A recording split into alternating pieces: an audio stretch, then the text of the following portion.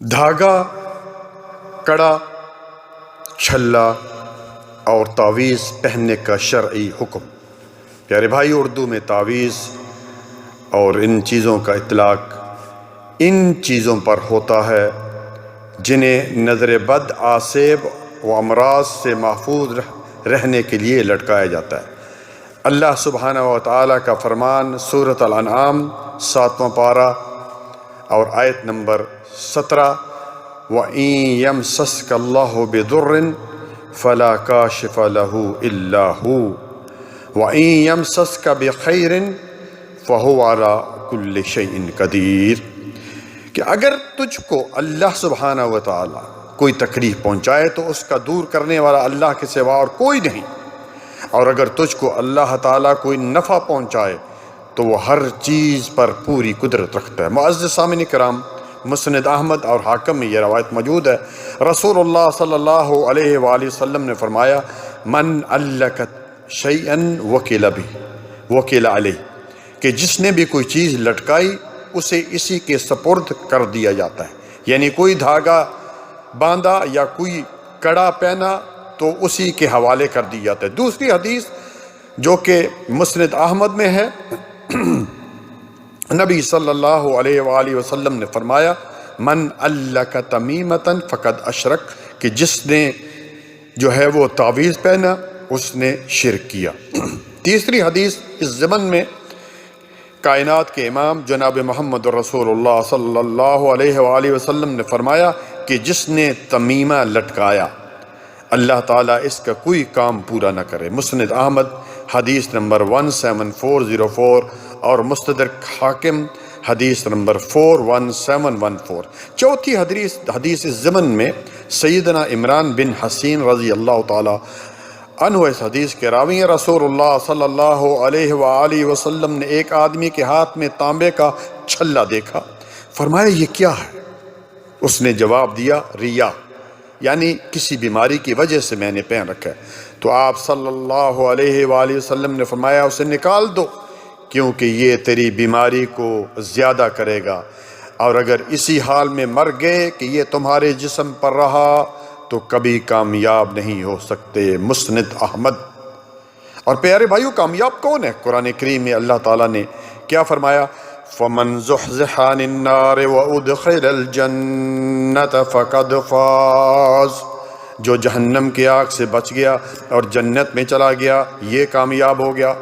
ایک بات مجھے یاد آ گئی، کئی نوجوان لڑکوں کو میں نے دیکھا، انہوں نے چھلا اور جنہوں نے یہ کالا دھاگا اور اسی طرح کوئی اس طرح چیزیں پہنی تھی، تو میں نے ان کو کہا تو انہوں نے کہا کہ ہم نے یہ کسی بیماری کی وجہ سے نہیں پہنا ہوا۔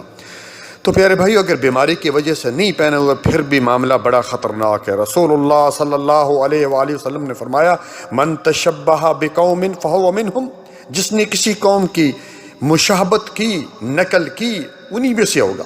تو یہ ہمارے مسلمانوں میں نہیں ہے بلکہ یہ انگریزوں کی طرف سے، یورپ کی طرف سے یہ چیز آئی۔ پانچویں حدیث جس کے راوی حضرت عقبہ بن عامر جہنی ہیں، روایت کرتے ہیں کہ رسول اللہ صلی اللہ علیہ وآلہ وسلم کے پاس 10 آدمی بیعت کرنے کے لیے آئے، 9 آدمیوں کی آپ صلی اللہ علیہ وآلہ وسلم نے بیعت کی، ایک کو چھوڑ دیا۔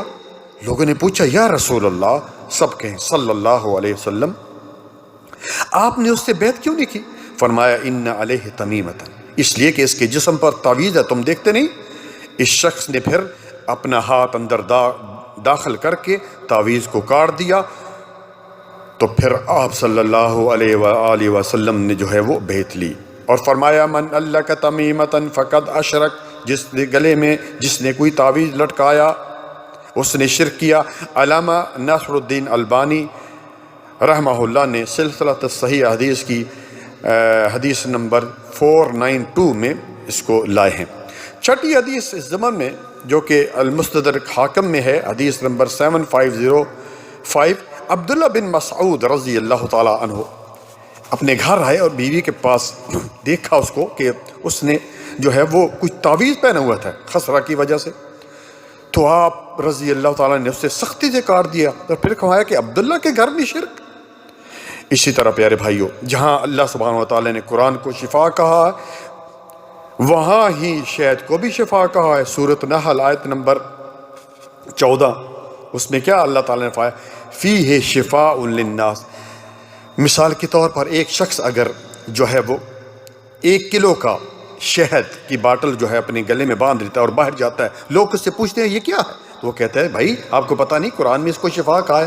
تو کیا لوگ اسے نہیں کہیں گے بے وقوف، جب اسے کھائے گا تو شفا آئے گی نا، کہ اس کو پہنتا رہے گا.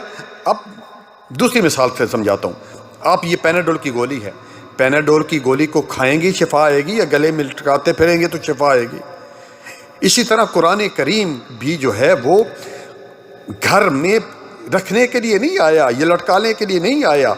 اس لیے تو آپ صلی اللہ علیہ وآلہ وسلم نے کیا فرمایا کہ جو شخص سورۃ بقرہ کو پڑھتا ہے اس کے گھر سے شیطان بھاگ جاتا ہے. اور آپ صلی اللہ علیہ وآلہ وسلم نے کیا فرمایا، من قرأ حرفا من کتاب اللہ فلہ بہا حسنہ. جو شخص قرآن کریم کا ایک لفظ پڑھتا ہے اس کو 10 نیکیاں ملتی ہیں. تو قرآن کریم پڑھنے کے لیے آیا ہے. شفا جو ہے وہ شہد کو کھائیں گے تو شفا آئے گی. اسی طرح پیارے بھائیو، مسلم میں شریف میں ہے کہ سیدنا ابو ہریرہ رضی اللہ تعالیٰ عنہ اس حدیث کے راوی ہیں، نبی صلی اللہ علیہ وسلم نے فرمایا کہ ہر نبی کے لیے ایک مقبول دعا ہے، اور ہر نبی نے اپنی اپنی دعائیں مانگ چکے ہیں، یعنی ہر نبی اپنی دعا مانگ چکے ہیں، اور میں نے اپنی دعا قیامت کے دن اپنی امت کی شفاعت کے لیے بجا رکھی ہے. سبحان اللہ، فداک یا رسول اللہ صلی اللہ علیہ وسلم، امی و ابوی، میرے والدین آپ پر قربان ہوں. کتنی امت کی فکر ہے. اور آگے آپ صلی اللہ علیہ وآلہ وسلم نے فرمایا جو اس حال میں مرا کہ اس نے اللہ تعالیٰ کے ساتھ شرک نہیں کیا ہوگا، میں اس کے لیے جو ہے وہ شفاعت کی دعا کروں گا. پیارے بھائیوں، میں نے کتنے ہی تعویذ لوگوں کے نکالے ہیں، ان کے اندر کیا لکھا ہوا ہے، یا علی مدد، یا جبرائیل مدد، 786، یا پھر کچھ ہندسے اور کچھ اس طرح کی چیزیں لکھی ہوئی ہیں. اس لیے کوشش کریں ان جو بھی تعویذ ہیں ان کو نکال دیں، اس میں کوئی فائدہ نہیں ہے. قرآن کریم کو پڑھیں، دم شرعی دم جائز ہے. جزاکم اللہ خیرا، بارک